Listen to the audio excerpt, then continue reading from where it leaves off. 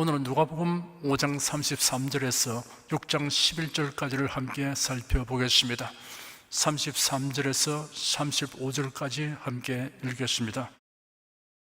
저희가 예수께 말하되 요한의 제자는 자주 금식하며 기도하고 바리새인의 제자들도 또한 그리하되 당신의 제자들은 먹고 마시나이다.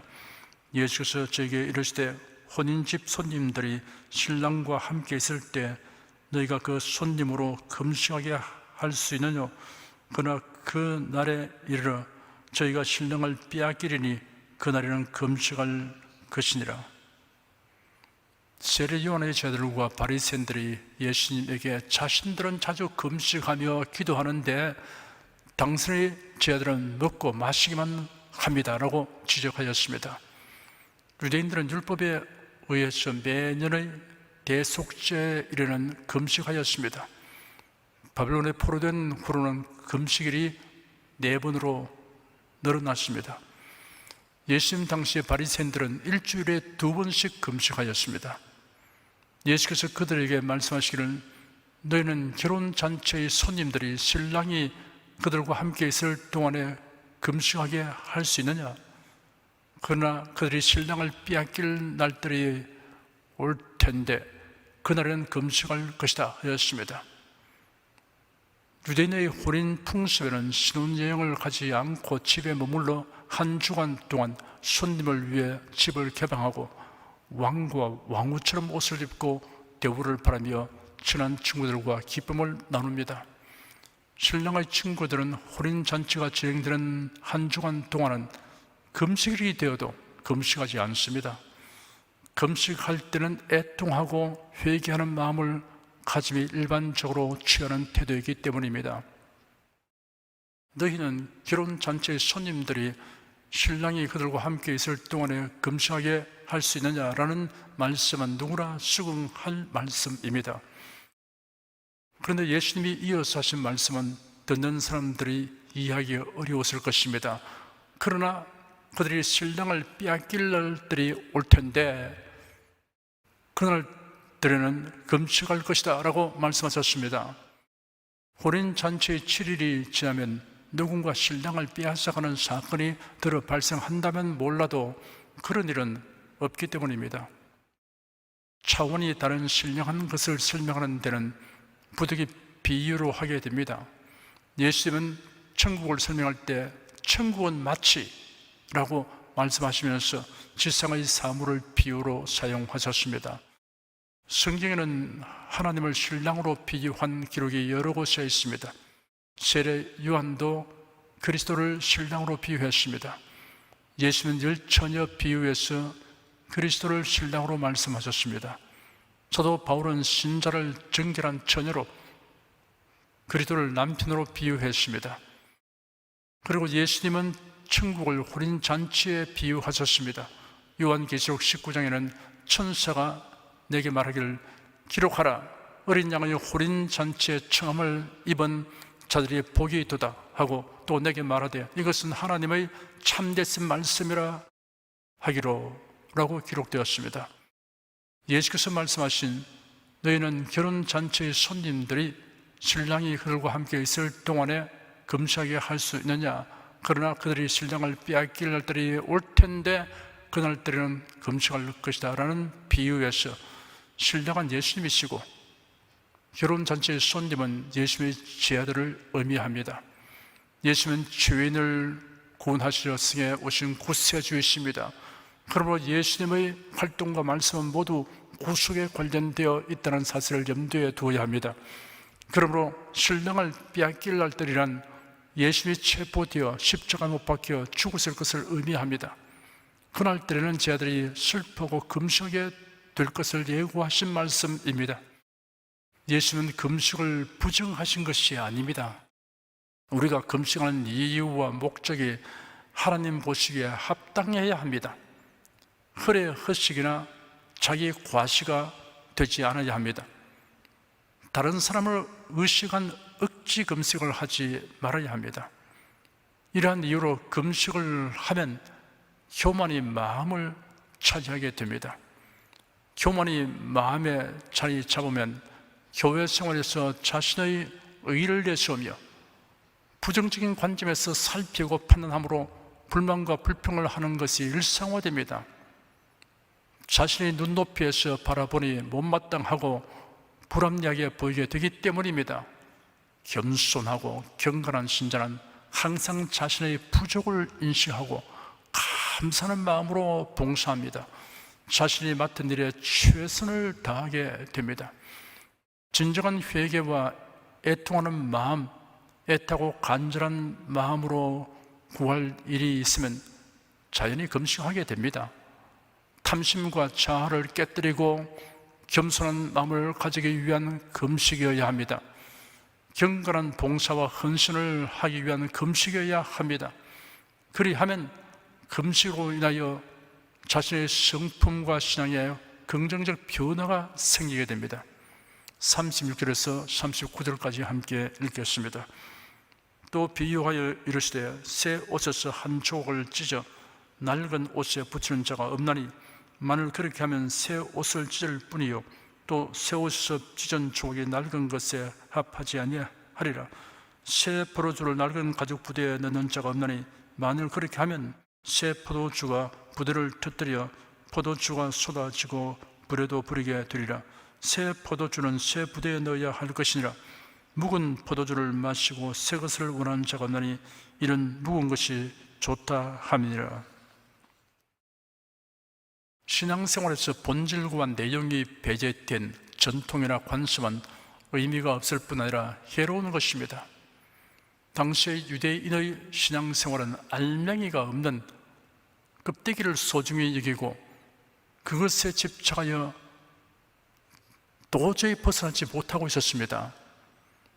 이러한 행태를 예수께서 두 가지 비유로 예리하게 지적하셨습니다. 새 옷에서 한 조각을 찢어 낡은 옷에 붙이는 자가 없나니 만일 그렇게 하면 새 옷을 찢을 뿐이요 또 새 옷에서 찢은 조각이 낡은 것에 합하지 아니하리라 하였습니다. 낡은 옷을 수리하려고 새 옷에서 한 조각을 잘라내어 헌 옷을 키우면 두 옷을 다 못 쓰게 만듭니다. 세탁시에 물을 흡수한 새 옷 조각이 많이 수축되어 헌 옷이 망가지게 되기 때문입니다. 또 하나의 비유를 이어서 말씀하셨습니다. 새 포도주를 낡은 가죽 부대에 넣는 자가 없나니 만일 그렇게 하면 새 포도주가 부대를 터뜨려 포도주가 쏟아지고 부대도 버리게 되리라. 새 포도주는 새 부대에 넣어야 할 것이라 하였습니다. 당시 팔레스타인에서는 양이나 염소의 가죽으로 만든 가죽 부대에 포도주를 담았습니다. 오래 사용된 가죽 부대는 딱딱하게 되어 탄력과 신축성을 잃게 됩니다. 그래서 낡은 가죽 부대에는 새 포도주를 담지 않습니다. 왜냐하면 낡은 가죽 부대는 그 속에 담은 새 포도주가 발효됨으로 생겨난 가스로 인해 터짐으로 가죽 부대는 망가지게 하고 포도주는 버리게 됩니다. 새 포도주는 새 부대에 넣어야 합니다. 헌옷과 새로운 천, 낡은 가죽 부대와 새 포도주 비유처럼 옛것과 새것을 혼합하려는 사람들이 있습니다.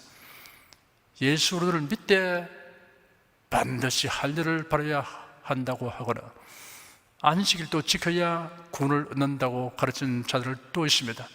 심지어는 비성경적인 신학사조나 종교다원주의를 혼합하는 사람들도 있습니다.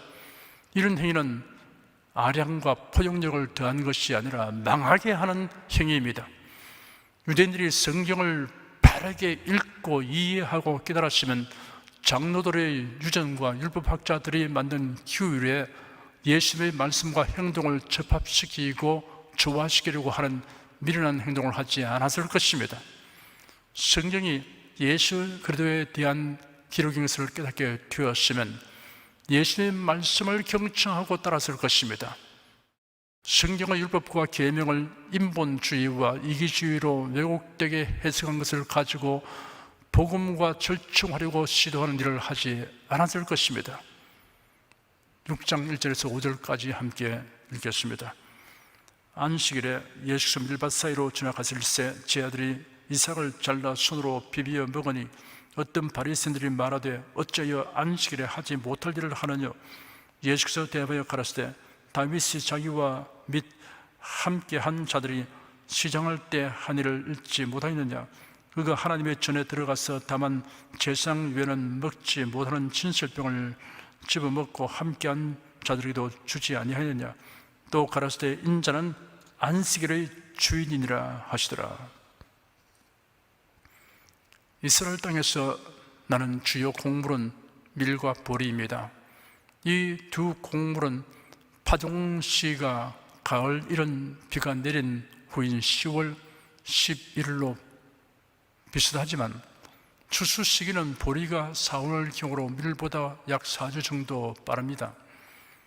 율법의 안식일은 노동을 하지 못하도록 규정되어 있기 때문에 파종이나 추수는 금지되었습니다. 도구를 사용하지 않고 소량의 이삭을 직접 손으로 따먹는 행위는 절도 행위에 해당되지 않았습니다. 그리고 노동에 해당되지 않았습니다. 하지만 바리새인들은 예수님의 제자들이 밀이삭을 잘라 먹는 것을 보고 제자들과 나아가서 예수님을 책잡을 좋은 기회로 여겼습니다. 이삭을 자르는 것은 추수 행위이고 손으로 이삭을 비빈 것은 타작 행위에 해당된다고 판단했던 것입니다. 그래야 바리새인들이 예수님에게 보십시오, 당신의 제자들이 안식일에 하지 못할 일을 합니다 라고 정죄하였습니다. 예수께서 바리새인들에게 예수님의 제자들이 행한 일이 죄가 되지 않는다는 사실을 예를 들어 설명하셨습니다. 예수께서 그들에게 대답하여 말씀하시기를 다윗이 자기와 및 함께한 자들이 시장할 때 한 일을 잊지 못하였느냐. 그가 하나님의 전에 들어가서 다만 제사장 외에는 먹지 못하는 진설병을 집어먹고 함께한 자들에게도 주지 아니하였느냐 하였습니다. 그 당시 사울 왕이 무고한 다윗을 죽이려고 추적하고 있었습니다. 다윗은 그를 따르는 자들과 함께 도피 중에 흙이져 기진백진한 상태가 되었습니다. 그때 성막으로 가서 진설병을 먹었습니다. 여기서 하나님의 전은 이동식 장막으로 되어 있는 성막을 가리킵니다. 성막은 지성소와 성소로 구분되어 있습니다. 성소에는 항상 진설병이 진열되어 있었습니다. 진설병의 원어를 직역하면 얼굴의 떡, 면전에 놓인 떡입니다. 하나님 앞에 진열한 떡입니다. 밀가루를 반죽하여 구운 떡을 성소 안에 비치된 상 위에 두는 것인데 12지파를 상징한 12개를 두 줄로 진열하였습니다. 제사장은 매 안식일마다 진설병을 교체해야 했습니다. 교체되어 나온 진설병은 아론 계열의 제사장만 먹을 수 있었습니다. 그런데 다윗과 그를 따른 자들이 피신하던 중에 흙이져서 부득이 이 진설병을 먹었습니다. 다윗은 기름 부음 바른 자입니다. 선지자 사무엘이 하나님께로부터 명령을 받은 대로 다윗을 찾아가서 머리에 기름을 부었습니다. 이러한 다윗이 억울하게 사울왕의 추적을 받아 쫓기는 위급한 상태에서 흑의를 면하려고 행한 일입니다. 어쨌든 그 행위가 정죄되지 않았습니다. 예수께서 이런 예를 들면서 그렇다면 예수의 제자들이 흙이 져서 안식일에 밀이삭을 잘라 먹은 것이 어찌 정죄될 일이냐라고 말씀하신 것입니다. 안식일 계명은 사람들에게 안식을 주시기 위하여 주신 것인데 율법학자들은 안식일 계명에 39가지의 세부 조항을 덧붙여 사람들을 정죄하고 괴롭게 하는 법이 되게 하였습니다. 예수께서 또 말씀하시기를 인자는 안식일의 주인이니라 하였습니다. 안식일은 예수 그리스도의 모형이며 그림자입니다. 예수는 그 실체이십니다. 그러니 예수 그리스도의 제자들이 행한 일에 대하여 예수님이 정죄하지 않는 이상 아무도 정죄할 수 없다는 뜻입니다. 6절에서 11절까지 함께 읽겠습니다. 또 다른 안식일에 예수께서 회당에 들어가사 가르치실세 거기에 오른손 마른 사람이 있는지라 서기관과 바리새인들이 예수를 송사할 빙도를 찾으려 하여 안식일에 병 고치시는가 엿보니 예수께서 저희 생각을 아시고 손 마른 사람에게 이르시되 일어나 한가운데 서라 하시니 저가 일어나 서거늘 예수께서 저에게 이르시되 내가 너에게 묻노니 안식일에 선을 행하는 것과 악을 행하는 것, 생명을 구하는 것과 멸하는 것 어느 것이 옳으냐 하시며 물을 둘러보시고 그 사람에게 이르시되 네 손을 내밀라 하시니 저가 그리하며 그 손이 회복된지라. 저희는 분기가 가득하여 예수를 어떻게 처치할 것을 서로 의논하니라. 예수께서 안식일에 회당에 들어가셨습니다. 회당 안에 오른손이 오그라든 사람이 있었습니다. 서기관들과 바리새인들이 예수를 고소할 구실을 찾기 위해서 예수께서 안식일에 병을 고치시는지 지켜보고 있었습니다. 안식일에 병든 자를 고치는 것은 일하는 것으로 간주되어 안식일에 일하지 말라는 법에 저촉되는 것으로 판단하였습니다. 안식일은 생명이 위태로운 위급 환자 외에 치료하지 못하게 하였습니다. 그들은 만일 예수께서 병을 고치시면 안식일 율법을 어겼다고 책잡을 것이고, 만일 고치지 아니하시면 사랑과 자비를 가르치시면서 말만 하고 실천하지 않는다고 책잡을 것입니다. 예수께서 그들의 생각을 간파하셨습니다. 예수께서 손이 마른 그 사람에게 말씀하시기를 일어나서 한가운데 서라 하시니 그가 일어나 섰습니다. 예수께서 그들에게 말씀하시기를 내가 너에게 묻겠다.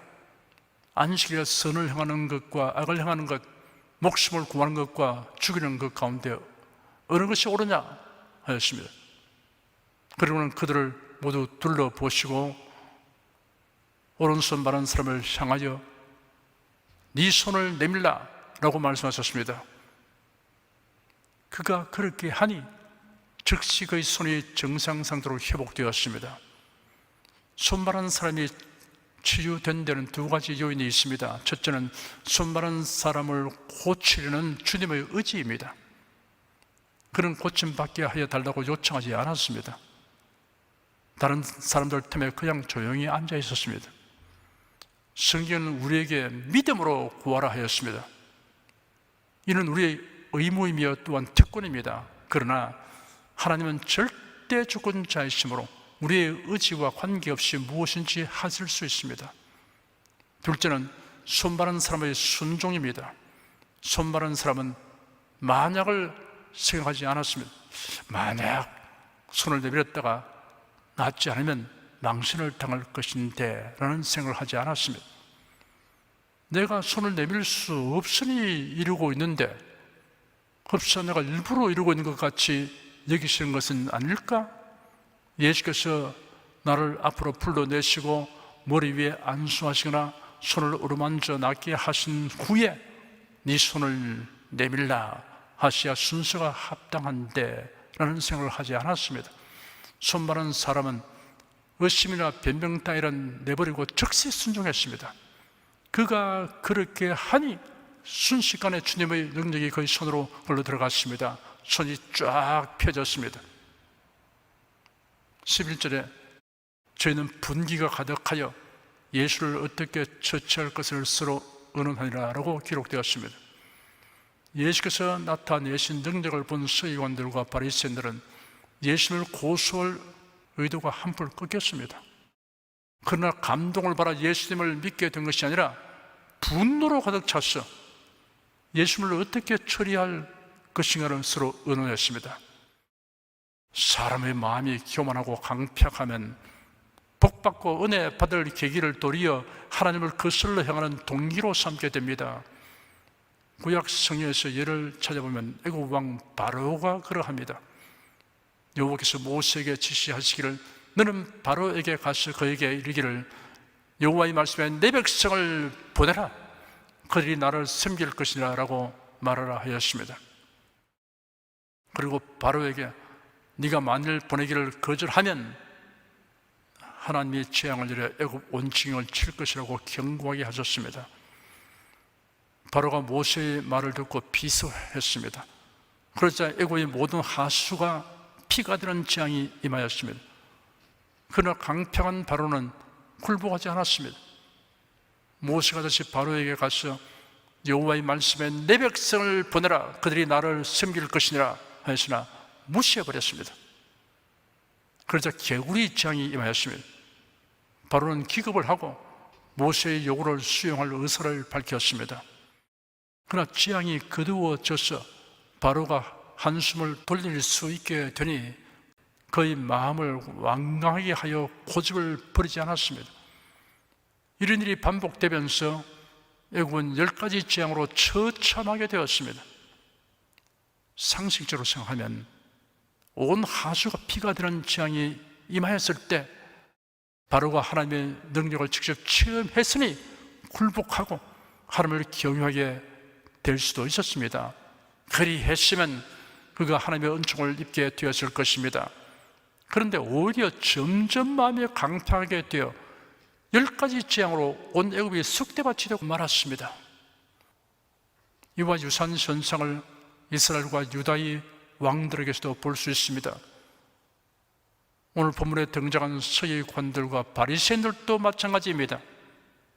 예수께서 나병 환자, 중풍병자, 손 마른 사람을 향하여 제사장에게 네 몸을 보이라, 네 침상을 들고 걸어가라, 네 손을 내밀라 라는 말씀으로 즉시 완치되게 하신 것을 바리새인들이 목도했으니 완전히 변화를 받게 될 계기를 갖게 된 것입니다.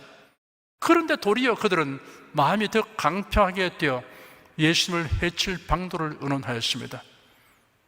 하나님이 하신 일과 하시는 말씀을 보고 들을수록 마음이 강팍하게 되면 하나님께 버림받은 자가 됩니다. 출애굽기에는 하나님이 바로의 마음을 강팍하게 하셨으니 라는 말씀이 여러 번 기록되어 있습니다. 로마서에 기록되기를 그런즉 하나님께서 하고자 하시는 자를 긍휼히 여기시고 하고자 하시는 자를 강팍하게 하시니라 하였습니다. 그가 강팍하게 행하도록 하나님께서 내버려 두셨다는 뜻입니다. 우리가 하나님이 하신 일을 보고 말씀을 들을수록 마음을 고치고 온유하고 겸손한 마음을 가지게 되는 것은 하나님의 은혜로 된 것임을 알아야 합니다. 오늘 살펴본 내용을 총괄하는 결론을 말씀해 드리겠습니다. 신앙생활을 올바르게 하려면 본질과 비본질, 알맹이와 껍데기를 정확히 분별해야 합니다. 바리새인들과 사두개인들처럼 신앙의 본질과 알맹이는 배제하고 비본질인 껍데기를 붙들고 있는 허망한 신자가 되지 않아야 합니다. 애통하는 마음으로 하는 금식, 애타고 간절한 마음으로 간구하기 위하여 탐심과 자아를 깨뜨리고 겸손한 마음을 가지기 위하여 경건한 봉사와 헌신을 하기 위하여 금식하는 것이 금식의 본질입니다. 하나님이 여섯 동안 천지를 창조하시고 일곱째 날에 안식하셨습니다. 그러므로 안식이란 창조와 안식이라는 중요한 의미를 지니고 있습니다. 참되고 영원한 안식은 그래도 예수로 말미암습니다. 예수께서 친히 말씀하시기를 수고하고 무거운 짐진 자들아 다 내게로 오라, 내가 너희를 쉬게 하리라. 인자는 안식일의 주인이니라 하였습니다. 안식일의 본질은 어떤 날이 아니고 예수 그리스도입니다. 그러므로 교회는 안식일이 아닌 주의 날에 모여 예배드립니다. 주일은 안식일을 대체한 날이 아닙니다. 안식일은 우리에게 참되고 영원한 안식을 누리게 하시고 세상에 오신 예수의 모형과 그림자입니다. 그 모형과 그림자의 실제이신 예수께서 대속사역을 완수하시고 부활하셨으므로 안식일의 역할은 마감되었습니다. 사랑하는 성도 여러분은 모든 일을 그리스도 중심으로 해석하고 이해하고 판단하며 그리스도를 위하여 경영하십시오. 그래야 본질과 실속이 있는 신앙생활을 영위하시기를 축원합니다. 기도하겠습니다. 하나님께서 주신 예언과 율법 그리고 제도와 사건들은 그래도 예수 안에서 이루어지는 일들의 모형과 그림자 역할을 하는 것이 많다는 사실을 알게 하여 주니 감사합니다. 우리가 모형과 그림자를 붙들고 실제이신 그리스도를 거슬러 행하는 미련한 자가 되지 않으며 성경을 읽을 때 성경이 예수 그리스도에 대하여 말씀하고 있음을 생각하며 상고하게 된 것을 감사합니다. 그리스도 안에서 그리스도 중심으로 모든 일을 기획하고 경영하며 살겠습니다. 주 예수 그리스도 이름으로 기도드립니다. 아멘.